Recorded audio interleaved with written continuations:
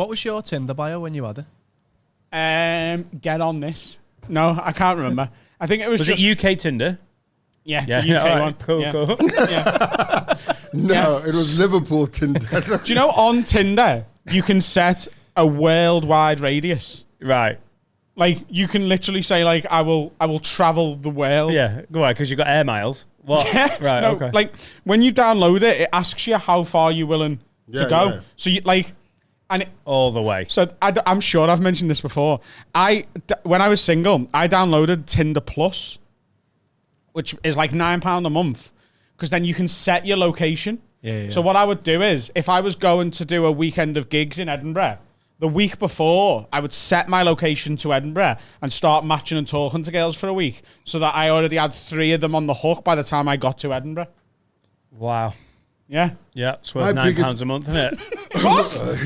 Did it work out? Yeah. Right. My biggest thing with, I'm not a texter. Like, I hate texting. So what do you do?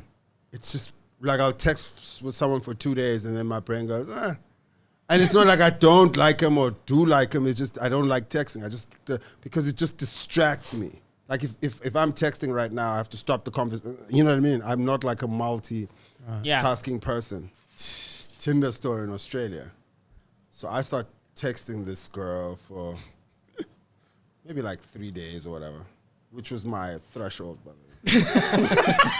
She made it to day 3. This was So it's crazy. So then what happens is, I text and then she doesn't text for like a while, for like maybe like, I don't know, 10 days. On the 10th day, she texts back. And what she says was, while I was texting you, I was talking to 4 other dudes. I go, okay, cool, whatever. I mean, that's what happens. And she says that the dude I decided to go on a date with took me to your show as a date. And when you were 30 minutes into your set, she's like, I made the wrong choice. This is her text. This is her texting me on the thing. And I was like, oh, this is quite crazy. And then she was like, do you want to have coffee? I was like, nah. I was just like, I don't know why I didn't, but I just was like, I don't care. but that's not, as much as it is a compliment to your skills as a comedian, that she went on a date. Now, it's also because I had met someone on the app and I was hanging out with them. And I was having a good time, and I just didn't want like this distraction of another. But it's not a compliment from her to you. I didn't care. She decided she wanted this other guy, and then she's put in a situation where he's just another guy, and you're a comedian, and comedians to normal people are superheroes. Yeah. So she sat there with Clark Kent, and Superman's on stage. So that's what's happened. Is she why have I chose him over that guy up there? That wouldn't have been an issue to me. Like, it wasn't an issue. It's literally because I'd met someone else on the apps and we were hanging out and I was having a way better time. This happened to me without the dating app. I had a girl who I noticed at a gig. It was when the Preston Frog was still open.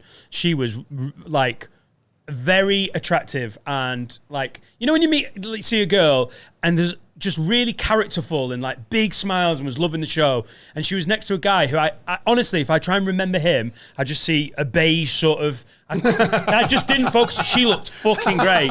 And I remember thinking, man, she's hot. Like, she was just very smiley. And I got a message that night going, I was on a first date tonight with this guy who I met, I think on an app. And I spent the whole night watching you thinking, I should be on a date with that guy.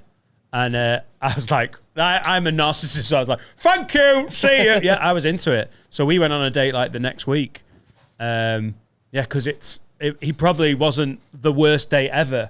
But because I was single at the time, I was like, yeah, I'm single. And so she sat there going, well, this date's fine, but this guy seems fun. It's a cheat, really, isn't it? Yeah. Like the stage is a cheat. Yeah. Yeah. It's a magic trick. She was bonkers. She was so fun. She was so bonkers. Have you ever like...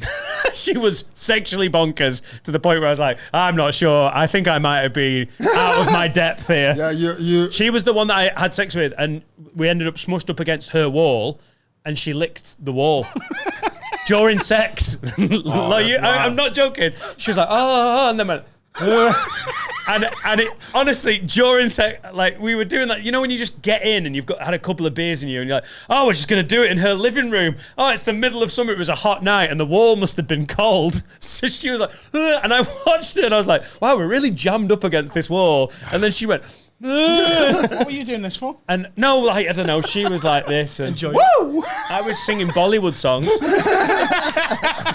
Ding ding ding ding. And yeah, she licked the wall. And then I tried to tell it on stage a few times after we split up inevitably. And I did such a bad job of it. Just going, and then she licked the wall. And I ended up in my Edinburgh show because I did a bit about Kevin Hart and how Kevin Hart just and his support acts that when I saw them just sold every bit. And I was like, that's why it's rubbish being a white Lancastrian British comedian. If you're a black American comedian, that lick the wall bit would be so much better. And then the bitch licked the wall to the window, to the wall. I loved it. But yeah, she licked the wall. I've never had Shout that. out. I hope she's not watching. Shout out.